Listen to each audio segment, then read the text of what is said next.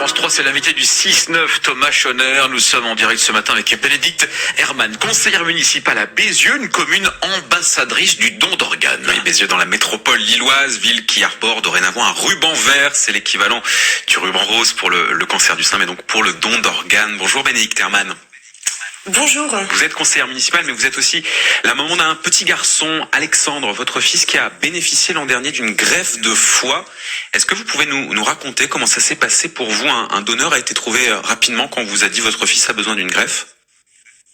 Et en fait, Alexandre, donc nous avons découvert à l'âge de 2 mois qu'il était atteint d'une maladie qui s'appelle l'atrésie biliaire.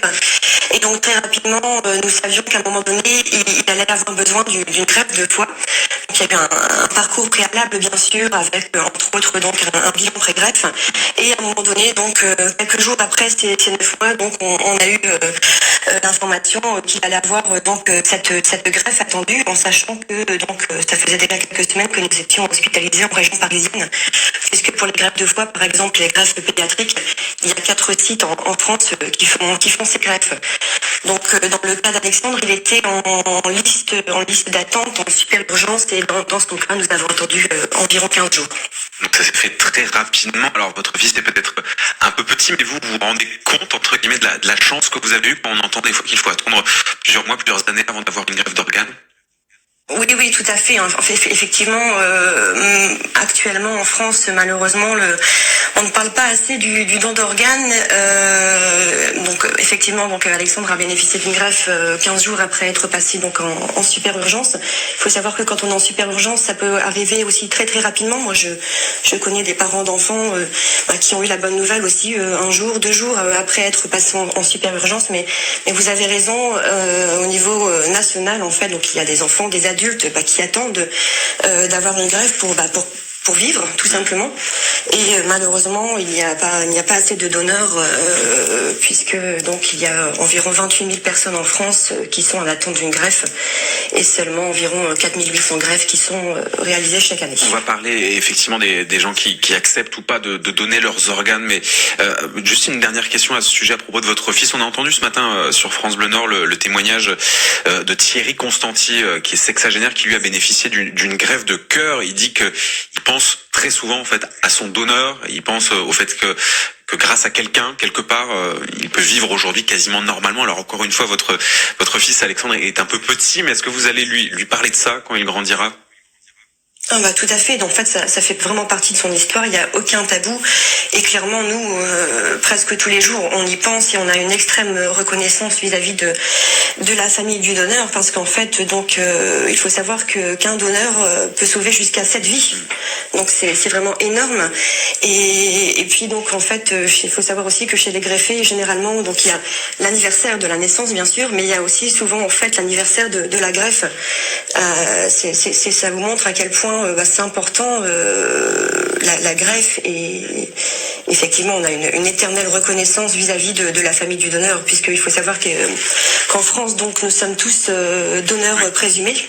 Mais voilà, en cas de mort cérébrale, le personnel médical va se diriger vers la famille pour vérifier que le donneur était bien, que la personne en mort cérébrale était pour le don d'organes. Effectivement, nous sommes tous présumés donneurs au lieu de la loi, mais nous pouvons aussi nous opposer au don d'organes.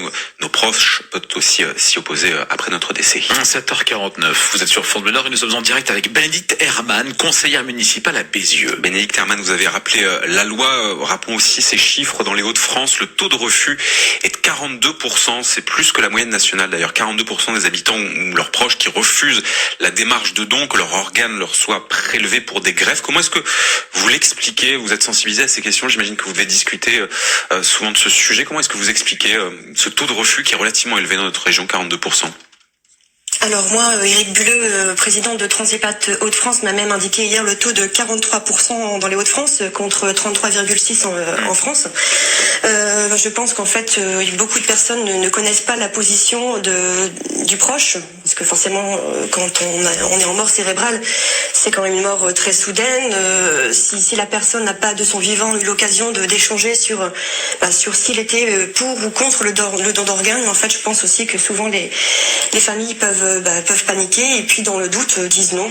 Ou alors il y a aussi, je pense, parce que moi étant maman, je me suis mis à la place de personnes qui auraient un enfant comme ça en mort cérébrale. Ça peut faire peur parce qu'en fait, on peut penser que le prélèvement d'organes en fait est quelque chose de fait très très violemment, alors qu'au contraire, il y a vraiment un respect de la personne.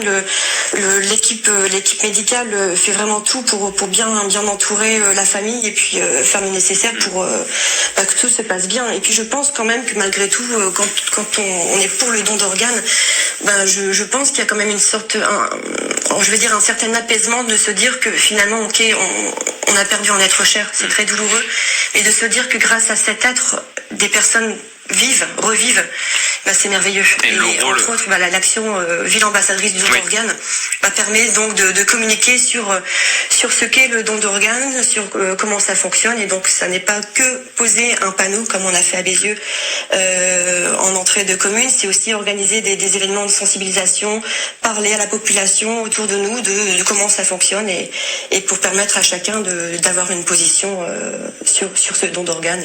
C'était ma dernière question, effectivement, le rôle de ce ruban vert, Bézieux, ville ambassadrice du don d'organes. Donc l'idée, le message que vous voulez transmettre, c'est vraiment d'en parler à ses proches pour que, le jour où ça arrive, nos proches savent quoi faire.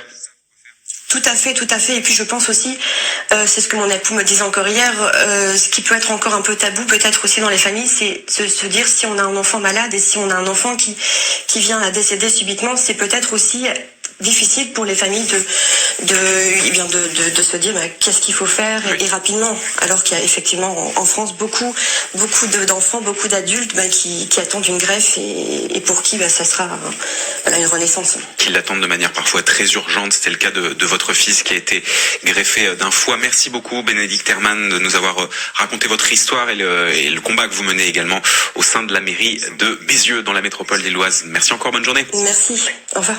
7h53, une interview retrouvée